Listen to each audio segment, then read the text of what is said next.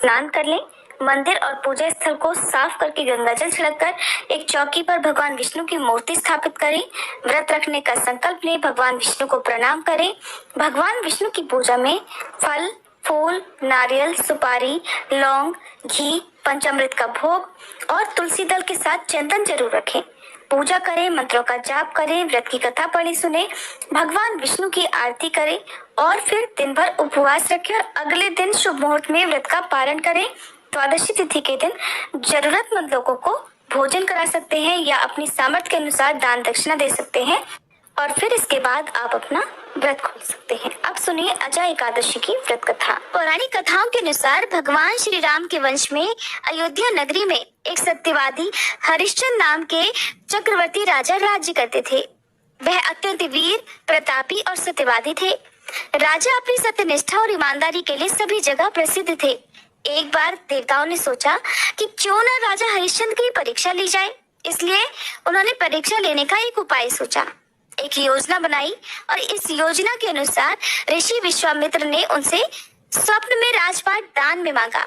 क्योंकि राजा हरिश्चंद्र चक्रवर्ती राजा थे, पूरी पृथ्वी पर राज्य करते थे, तो जब अगले दिन उनके महल में राजा विश्वामित्र आए और स्वप्न में किए गए दान को उन्होंने मांगा, तो स्वप्न में किए गए दान की भी महत्ता को समझते हुए और अपने सत्य व्रत का पालन करते हुए राजा ने अपना पूरा राज्य ऋषि विश्वामित्र को दान में दे दिया। कहते हैं कि कोई भी दान बिना दक्षिणा के अधूरा माना जाता है। अपना सारा राजपाट जब राजा हरिश्चंद्र ऋषि विश्वामित्र को देखकर अयोध्या से चलने लगे, तब ऋषि विश्वामित्र ने कहा, राजन, जब तब दान आदि बिना दक्षिणा दिए सफल नहीं होते। तुमने इतना बड़ा दान दिया है तो उसकी दक्षिणा में 1000 सोने की मोहरें और दो। राजा हरिश्चंद्र के पास अब धन कहाँ था? उन्होंने तो अपना राज्यपाट सब कुछ दान में दे दिया था। तब ऋषि से दक्षिणा देने के लिए उन्होंने 1 महीने का समय लिया और वे काशी नगरी में आ गए। काशी नगरी में इसलिए आए क्योंकि उन्हें पता था कि काशी नगरी है तो पृथ्वी का हिस्सा, लेकिन कहा जाता है कि काशी नगरी भगवान शंकर के त्रिशूल पर टिकी हुई है, जिस कारण वह पृथ्वी का हिस्सा होने पर भी सबसे अलग मानी जाती है। तो उन्होंने पवित्र काशी में आकर सबसे पहले तो अपनी पत्नी रानी शैव्या को एक ब्राह्मण के हाथों बेच दिया। राजकुमार रोहिताश्व उस समय बहुत छोटा था। प्रार्थना करने पर ब्राह्मण ने उस बालक को भी अपनी माता के साथ रहने की आज्ञा दे दी और उधर स्वयं अपने आप को राजा हरिश्चंद्र ने चांडाल के हाथों बेच दिया। इस प्रकार ऋषि विश्वामित्र को 1000 मोहरें उन्होंने दक्षिणा में और दे दी। महारानी शैव्या अब ब्राह्मण के घर में दासी का काम करने लगी। जब दासी का काम करने लगी तो उधर चांडाल के सेवक होकर राजा हरिश्चंद्र भी एक शमशान में चौकीदारी करने लगे। वहां जो भी मुर्दे जलाने के लिए लाए जाते, उनसे कर वसूल कर तभी उन्हें जलाने का काम चंडाल ने उन्हें सौंप रखा था। एक दिन शमशान भूमि की तरफ गौतम ऋषि आए और राजा ने ऋषि को देखा तो प्रणाम किया। उस समय राजा हरिश्चंद्र की दयनीय स्थिति को देखकर ऋषि गौतम ने उनसे कहा कि हे राजन, पूर्व जन्म के पाप के कारण ही आज आपकी ये दशा हुई है। अगर तुम भाद्रपद मास के कृष्ण पक्ष की अजय एकादशी का व्रत रखो और व्रत की कथा पढ़ो या सुनो, तो इस हालत से तुम्हारा उद्धार भी हो जाएगा, तुम्हारे पापों का नाश भी हो जाएगा।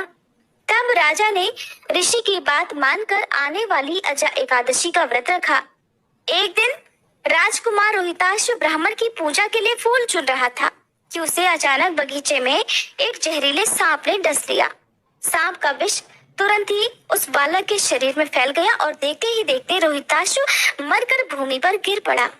उसकी माँ महारानी शैव्या को न वहां पर कोई धीरज बंधाने वाला था, न ही उसके पुत्र की मृतदेह को शमशान में पहुंचाने वाला कोई था। तो रानी अपने पुत्र की मृतदेह को अपने हाथों में उठाकर अकेली रात के सुनसान अंधेरे में शमशान जा पहुंची, जहां जैसे ही वह अपने पुत्र की देह को जलाने लगी कि राजा हरिश्चंद्र वहां आ गए और शमशान का कर मांगने लगे, जैसा कि नियमों के अनुसार उन्हें करना था। कर्तव्य का पालन भी वे कर रहे थे। विवश थे। बेचारी रानी के पास तो अपने पुत्र की देह को ढकने के लिए कफन तक नहीं था।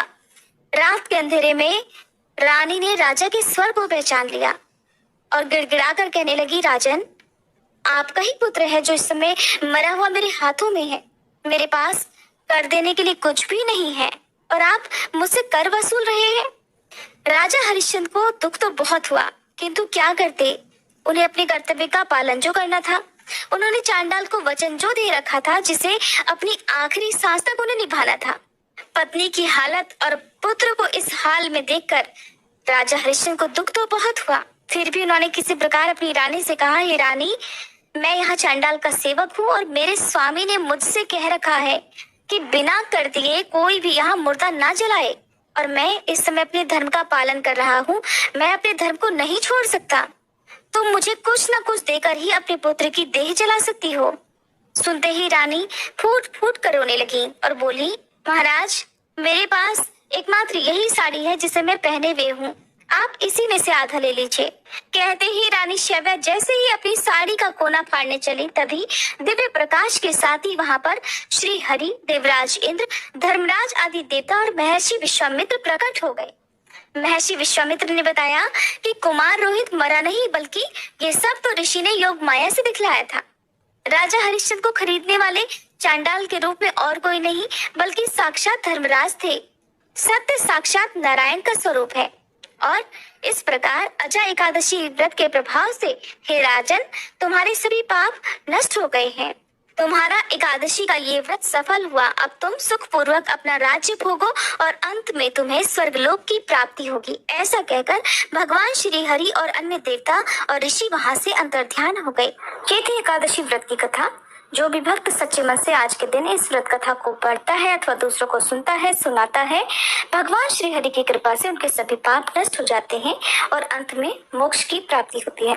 एकादशी के दिन महिलाओं को सिर से स्नान नहीं करना चाहिए और इस दिन चावल या चावल से बनी हुई सभी चीजों का पूरी तरह से त्याग करना चाहिए।